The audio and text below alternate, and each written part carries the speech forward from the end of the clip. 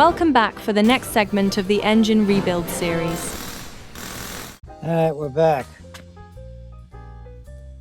After the discovery that the piston was on backwards.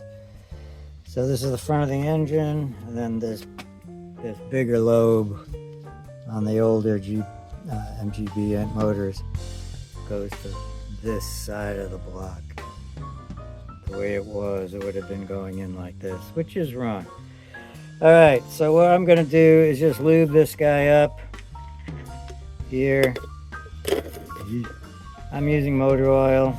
You can use WD-40, you can use the thick stuff. I'm also going to shoot some in here. Get that around a little bit. Alright, I think we're good to go. Then we're just going to put this whole assembly in. We're going to slide the piston into the cylinder. And then I'm going to tap it down into place. Again, I want to make sure that the orientation of this is going to fit right onto the journal when it gets down in there. Now, you haven't screwed a pooch if it doesn't, because you can spin the piston once it's in there, but you don't want it out, you know, grossly as you're popping it in there, because it might interfere with the other parts of the crankshaft. That's all we're trying to do, is make sure it doesn't smack into the crankshaft in some heinous way. Notice I'm just tapping it in. Gotta get by all those rings. Alright, and I'm in. Alright, so this piston's in.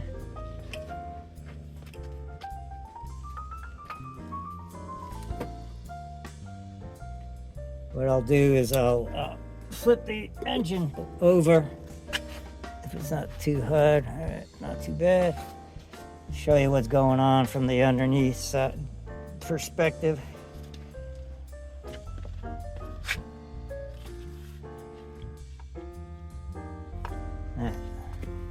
So, if we look in here, that's the bottom, right?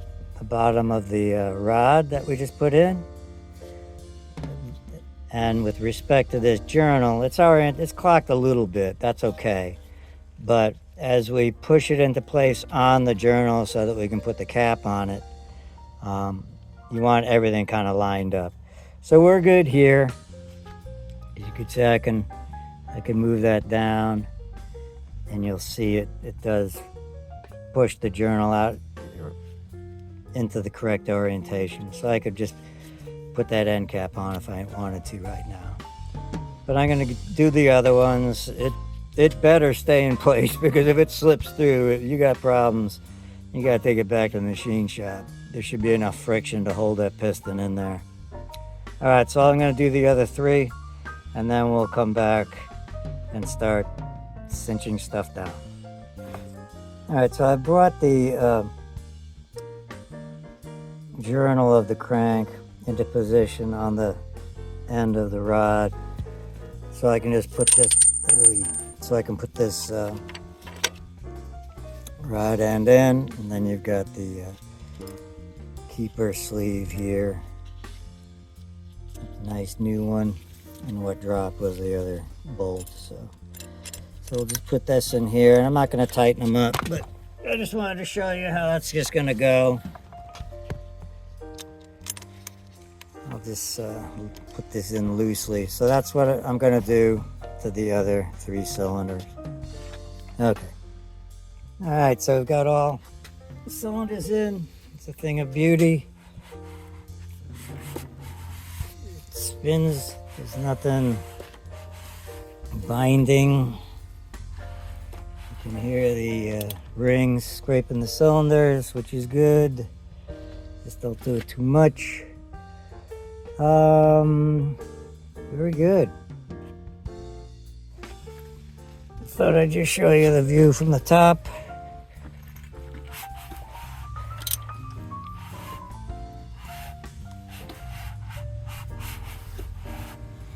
All right, everything works. All right, I'm gonna put the camshaft in next. and then that'll allow me to put the gears and the oil pump drive mechanism, etc., in there. We can get that in there. There we go. Shouldn't be too much to this, hopefully. But never can tell with these things. The gear, that gear is what drives all of the oil pump and the distributor. So that has to go towards the back. I don't have any lifters, so I shouldn't meet any impediments on the way in here. I was watching a British video and they don't call them lifters. What do they call them? Tappets? No, I don't think it was tappets.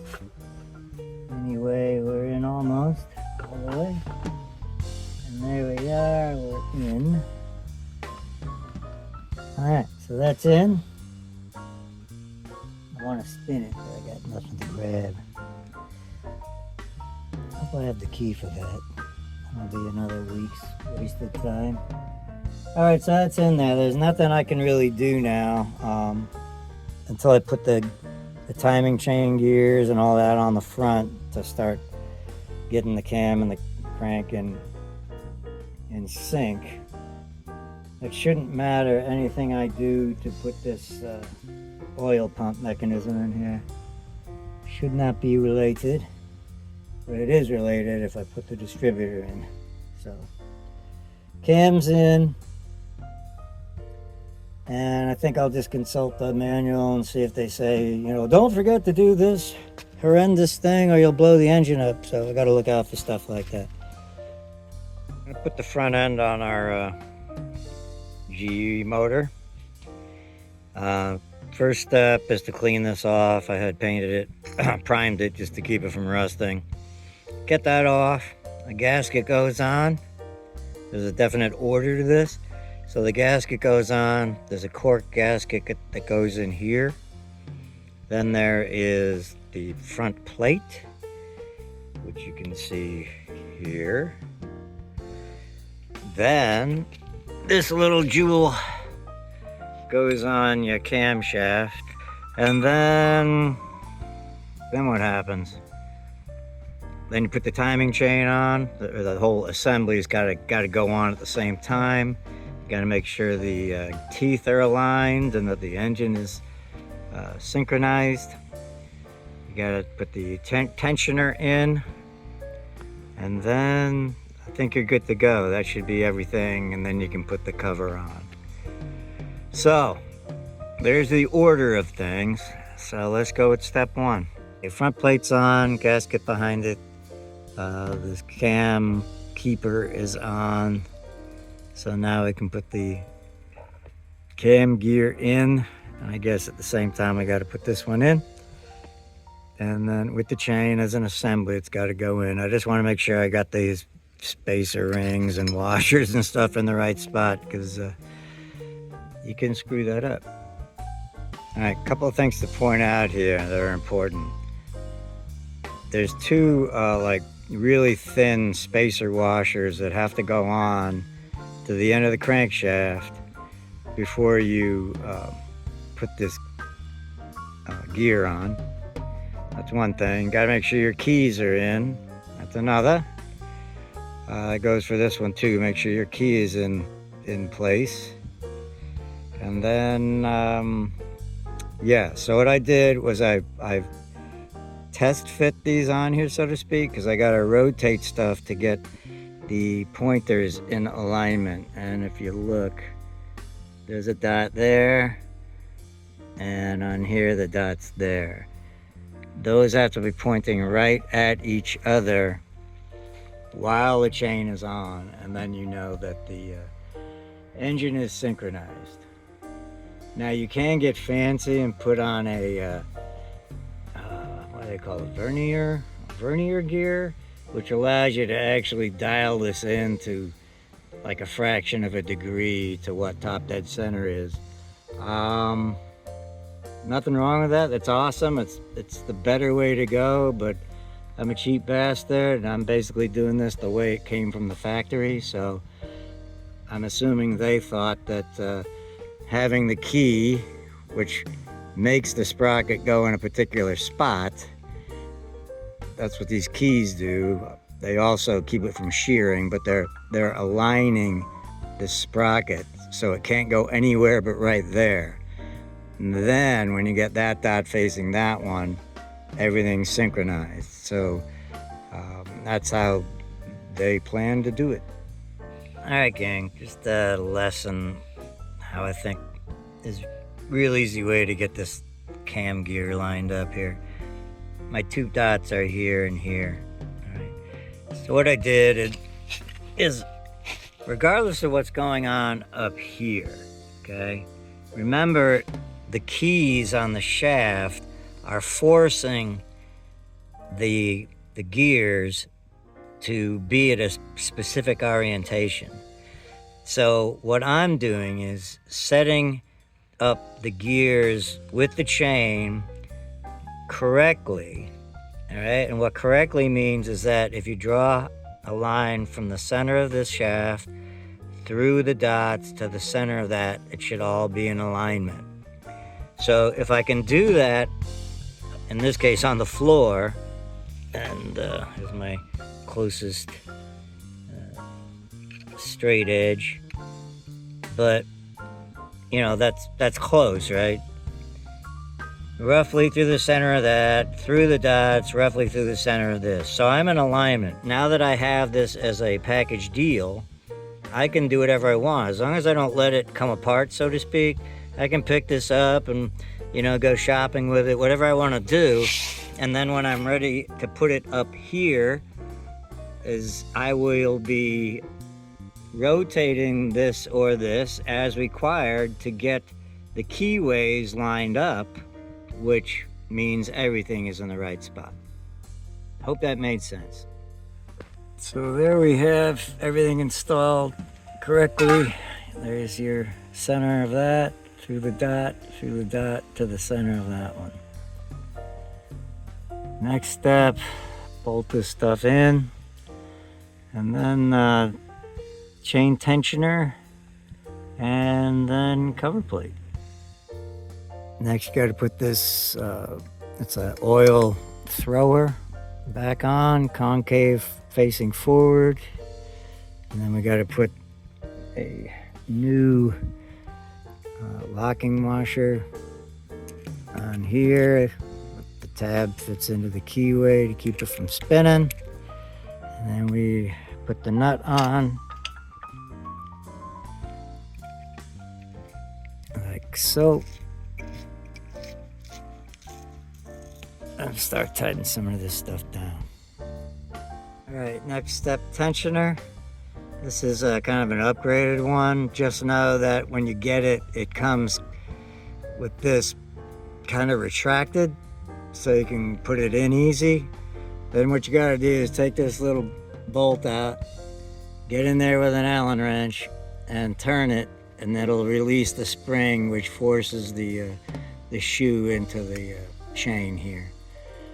So just know that. And then also there's a little 90-degree L-shaped lock tab.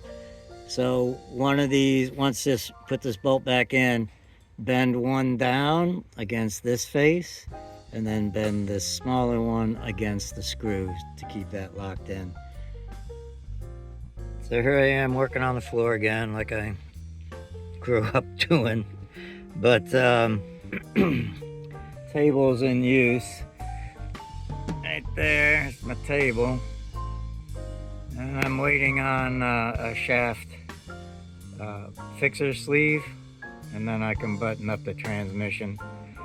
But in the meantime, I'm working on the engine, and I'm now gonna start building the oil pump and getting that all in here. I'm not gonna put the oil pan on till like last, just because you can scratch it, you can drop things down into it while you're working on the top end. I mean, all kinds of nasty.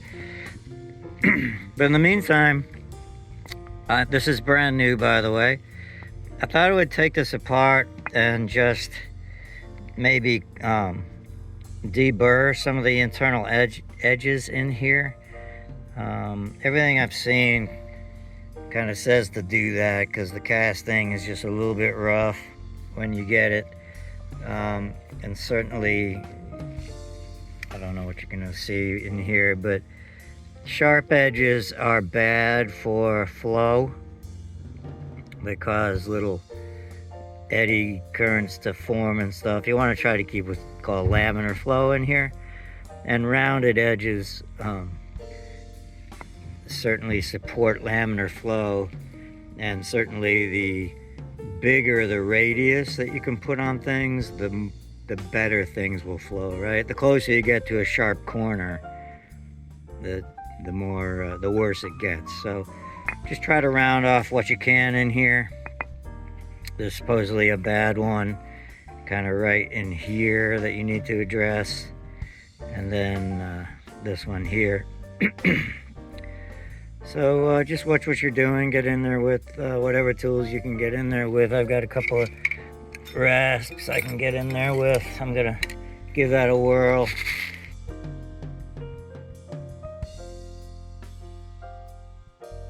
If these guys don't work, then you can try to get in there with here, but just be careful because these things are very aggressive. You can also use a Dremel tool with abrasive type tips on it and stuff. So lots of options to get in there, but just be careful. Don't take too much material out. Just deburr it and round off the corners. That's what we're after. All right, so I got it taken apart, and this is that one that's notoriously bad. You see that ridge right there? That's all just flash from the casting. It goes all the way around it. So we'll smooth that out. That'll increase. I mean, look at that. That's cutting that off probably 15%, 20% right there. So just getting that one alone will be cool. And then looking at this one, again, not quite as bad, but what we're gonna do is just get inside here and just smooth some of that out in there. And that's about the best you can do, but I mean, we've already made this thing, you know, at least 10% more efficient, 15%, somewhere in there. Very simple to do. So there's the after.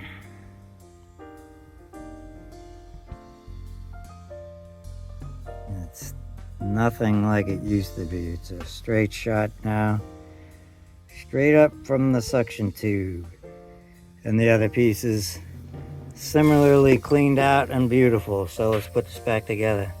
So for those who haven't seen this quote trick, when you got a stud that you want to set into the wherever, in this case the block, you can do vice grips on the sides and kind of gnarl them up, but if you want to keep it beautiful, you put two nuts on and you tighten them against each other.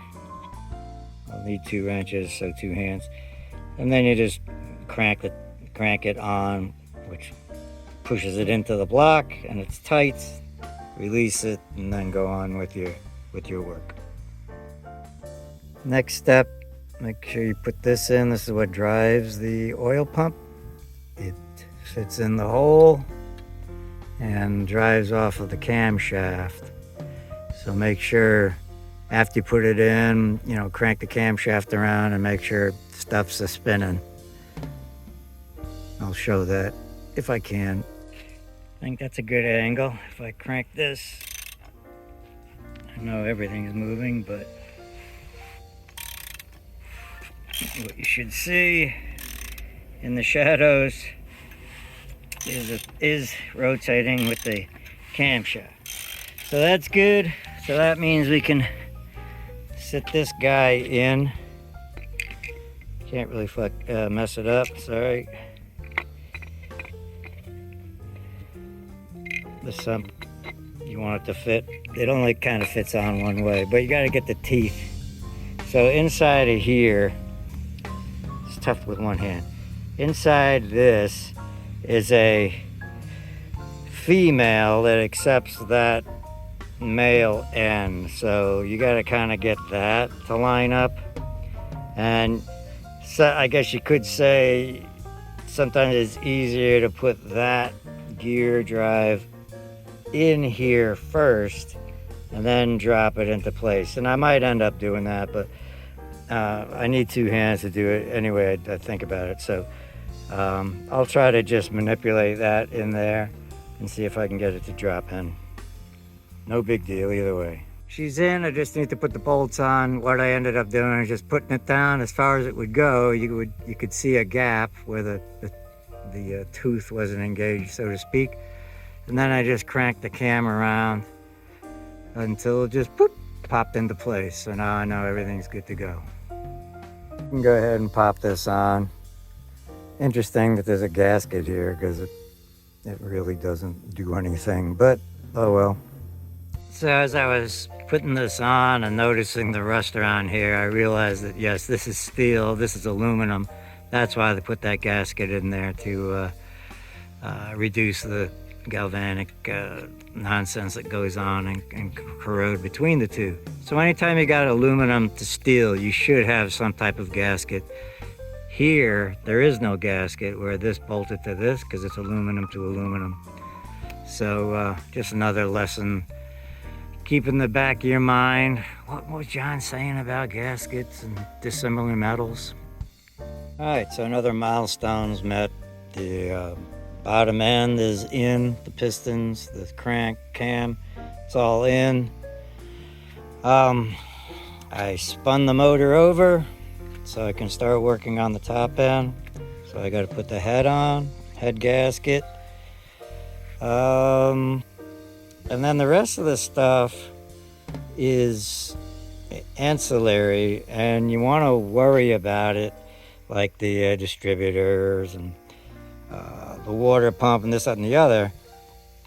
Certainly the timing cover, but I need to still paint the block that maroon color, and I need to replace the the label, which got eaten by the acid dip. So yeah, so I can't really do anything here yet. I want to get the head on so you can paint the head and the block at the same time. You don't have to, but might as well. But let me noodle that. I might do them separately, because you'll have paint between the head and the block, which can look tacky. I don't know. Let me think about that. Not sure which way to go. Anyways, it's time to work on the head. Once the head's on, I can put the lifters in, push rods, which I'll go in this side. I'll go through here. These two side covers. And here we go. Coming together. One more note about the timing. It's a little tough to see, but okay, there's the dot on the cam, and with this wheel, a little tougher to see, but there's the dot right at my fingertip. There you go. On the crank. And when those dots are aligned, remember you want a straight line from the center of this, through the dots to the center of the cam. When that's aligned, this should be a top dead center, which it is. So that's another way of knowing whether you've got the timing right. So there's that. I guess while you're seeing this, just know that these two are in unison, and then these two are in unison. Other than if you've worked on a V6 or a V8, everything is going differently, right? Every piston is coming to TDC at a different time. That's not how these engines work. So I think I've decided to put the head on for two reasons. Mainly because I'm just anxious, like a little kid in a candy shop, and I want to get the head on, because that's another milestone in a rebuild. So what I'm doing right now is just looking at stuff, noodling it, making sure I haven't forgotten anything, which I think we're good. Looking to see if there's any bad ramifications of putting the head on now, which I don't think there are. But that's what I'm doing right now, just thinking about what I'm doing. I might look at the book and see if it divulges any secret stuff that I'm missing. So I'm reviewing head gaskets. Notice that this kit is the same part number, and I have no idea why I have two of these. Yeah, I know I ordered one, but I'm not sure why I ordered two. Maybe because I knew I was going to redo the another MG. This one was in a box that came with one of the MGs at some point. What's bugging me is that these are all made for 18V motors. You can tell because they've got this lobe poking out the side to accommodate the valves. And even this kit has those same lobes. Now, ironically, when I took the engine apart, the head gasket also had these lobes, and the carbon pattern. So let's look over here. So the carbon pattern, when I first took all this apart, bummed me out because it had a lobe, you know, etched into this surface here with carbon. And I thought that, oh, you know, it's not an authentic block, or the head is the wrong head, because it should just be a perfect circle. But when I got it all cleaned up, I noticed that, okay, we're good. The engine's right, because it was just carbon marks because the head gasket has that little pocket cut into it. So I'm gonna do one thing real quick, and that's just see if they stop making head gaskets that are correct to the time period, so to speak, that are just circular, or they just said the hell with it, the ones that will make this one shape and it fits everything. So that's what I'm gonna do right now. I'll let you know what I find.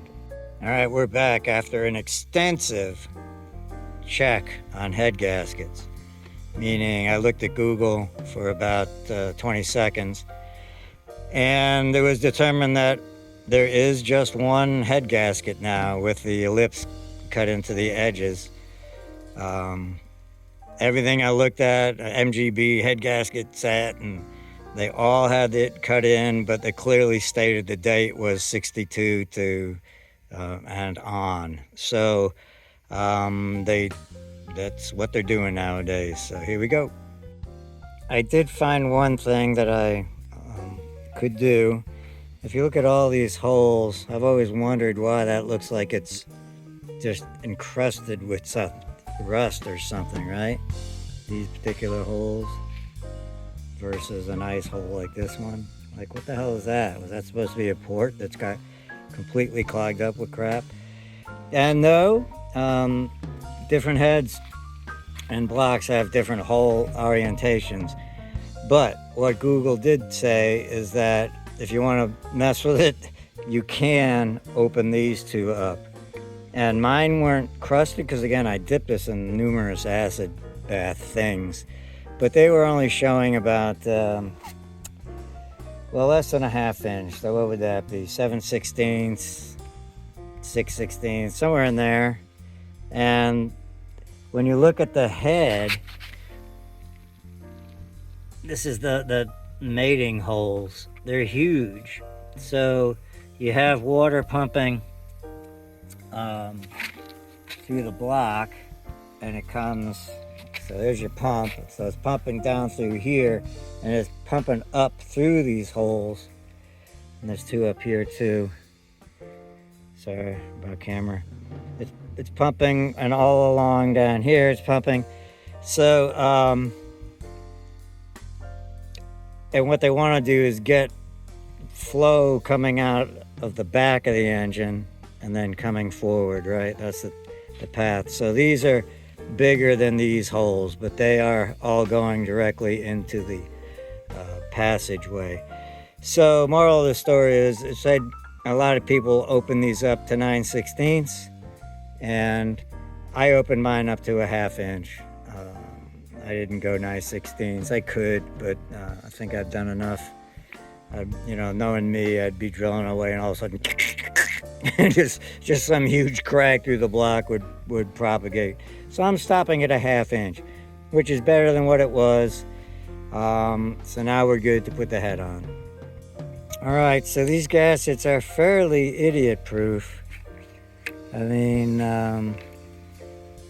mean, yeah, you could put it on way wrong and block all your holes, right? And that would be obviously wrong, right?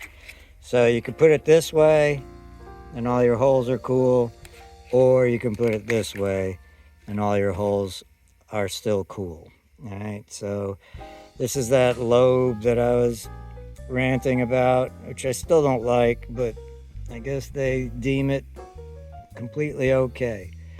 Other than that, everything looks good to go. So let's lift the head on and start bolting it down. Oh, caught one last thing. Since I made my plate go away, I got the new plate, and then you punch your own numbers in, and then you got to get these things out. And just know that I remember seeing a picture of it somewhere, and I noticed that it was like threaded like a screw, but there's no way to get a screw on it. So I cut a little slot with the grinder and gave it a twist, and whoop, pops right out. If it'll focus on that, I don't know. But anyways, it's threaded, but not like a screw thread. It's threaded so that as you tap it in, it kind of self etches into the side, cuts into the side.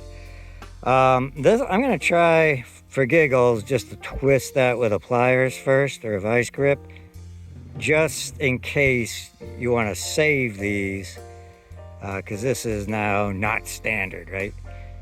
But I did buy these already, I don't know, $4 or whatever. So I'm gonna try to twist it out. I'll let you know if that works in case you want to save them. All right, so I toyed at it for about 30 seconds, 2 different types of pliers. I didn't use vice grips, but the thing is it's so shallow and so rounded that it's tough to get anything to bite into it. So I'm just gonna say, look dudes, if you've hosed up and screwed your badge up the way I have, just get you the new plate and the new studs to put it in right. So I'm gonna put a notch in and screw it out with a screwdriver. But that's just me. Bye everyone.